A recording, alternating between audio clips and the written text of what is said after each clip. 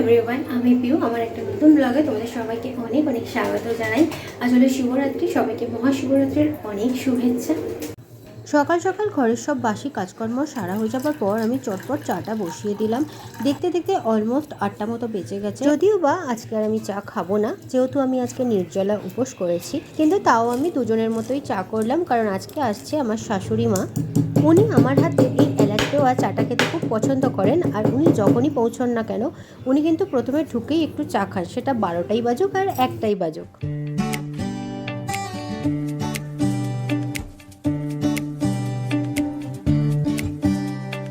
আজকে অর্ঘ্য ছুটি থাকায় আমার একটু সুবিধাই হয়েছে। অর্ঘ্য এখন কৃষকে সামলাচ্ছে, আর আমি তার মধ্যেই অর্ঘ্যকে চাটা দিয়ে এদিকে কিন্তু কুমড়োর ছেচকি বসিয়ে দিয়েছি, আর কৃষুর সুজিও রেডি হয়ে গেছে। আগের দিন একটু এঁচোড় কষা বানিয়েছিলাম, তো সেটাই একটু বেশি করে বানিয়ে কিছুটা রেখে দিয়েছি। আর আজকে আমি বানিয়ে নেব আম দিয়ে টক ডাল। এই বছরে এটা প্রথমবার তাই ভেবেছি একটু বেশি করেই বানাবো। আজকে তো আমি খেতে পারবো না, যদিও বা এটা নিরামিষ, তবুও আজকে তো আমার ভাত খাবো না, তো কালকে একেবারে এই টক ডালটা দিয়ে অন্য কিছু বানিয়ে খেয়ে নেব। এদিকে কৃষুর খাবার সময় হয়ে গেছে, ওকে একটুখানি গোপাল ভাত চালিয়ে দিয়েছি, ওটা দেখতে দেখতেই খাচ্ছে। আর এর মধ্যেই অর্ঘ্য চলে গেছে বাজারে আমার পুজোর সমস্ত জিনিসপত্র নিয়ে আসতে। তার মধ্যে আমি কিছুকে স্নানও করিয়ে দিয়েছি। নানু, কে কে কে রে,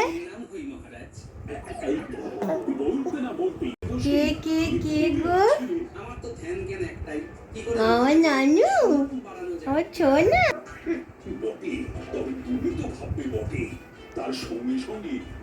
একা হাতে সংসারের সমস্ত কিছু করা, তারপরে আবার পুজোর জোগাড় করা। সেজন্য অর্ঘ্য এসে স্নান করে নেওয়ার পর কৃষকে একটু ঘুম পাড়িয়ে দিতে আমি ওকে বললাম আমাকে একটু হেল্প করতে।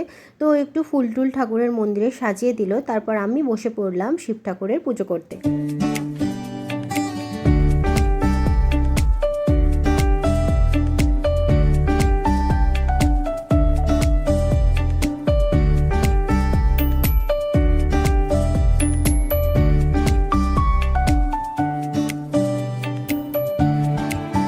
ওম নমঃ শিবায়, ওম নমঃ শিবায়, ওম নমঃ শিবায়।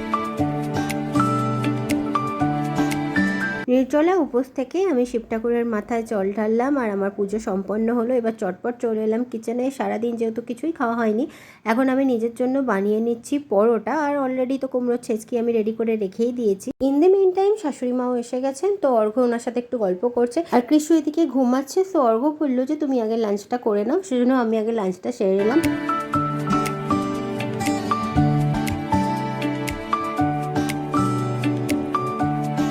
আজকে যেহেতু পুজোর জোগাড়জাটির ব্যাপার ছিল, সেজন্য একটু সিম্পলি রাখলাম এঁচোড় কষা আর টক ডাল আর ভাত।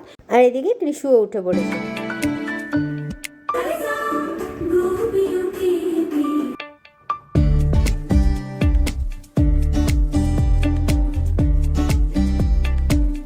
কৃষু এখন একটু বড় হয়েছে, সো বুঝতে পারছে যে ভিডিওটা চলছে, তাই কিন্তু ওকেই দেখা যাচ্ছে, সো ও খুব মন দিয়ে দেখছে।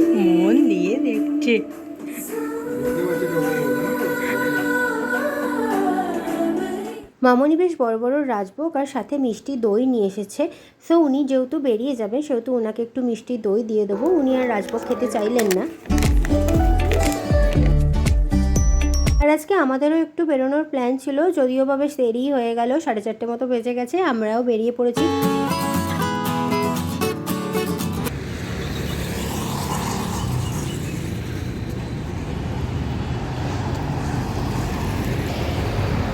এসে গেছি বিশাল। এখানে প্রায় 2-2.5 বছর পর এলাম। সংসারের টুকিটাকি জিনিস এখান থেকে কিনতে বেশ ভালো লাগে, খুব সুন্দর সুন্দর কিউট কিউট জিনিস এখানে পাওয়া যায়।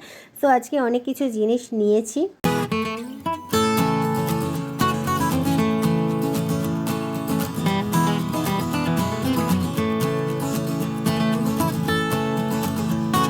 আর আজ যেহেতু নিরামিষ, তাই ফুচকা খেলাম, সেটাও আবার নিরামিষ জিজ্ঞাসা করেই খেয়েছি। তারপর একটু সোফা কিনবো বলে বেশ কিছুদিন ধরে ভাবছি, সেজন্য চলে এলাম সোদপুর। প্রসিডার সোফাগুলো মোটামুটি আপনাদের অ্যাভেলেবেল থাকে না এরকম।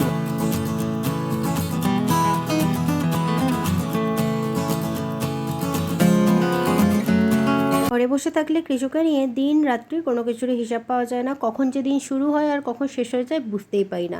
কিন্তু এই আজকে সন্ধ্যাবেলায় বেরিয়ে চতুর্দিকে এত আলো, এত সব কিছু দেখে মনটা বেশ ভালো হয়ে গেল।